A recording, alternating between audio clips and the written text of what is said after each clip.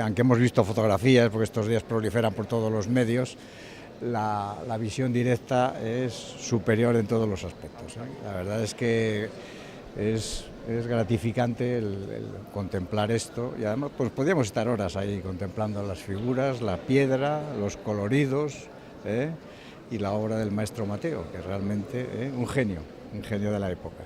Yo lo vi en el año 91 y vamos, cuando estaba todo pues sin colores, y bueno, han sido 2 horas, mucho tiempo esperando, pero sí que merece la pena, la verdad.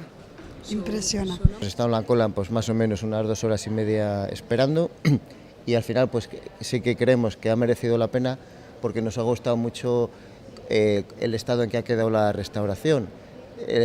Transmiten las imágenes pues unos sentimientos, unas sensaciones de quietud, de paz, que pueden un poco hacer una posible idea de cómo sería un estado del paraíso o del cielo. En ese sentido, muy bien lograda la obra y la restauración.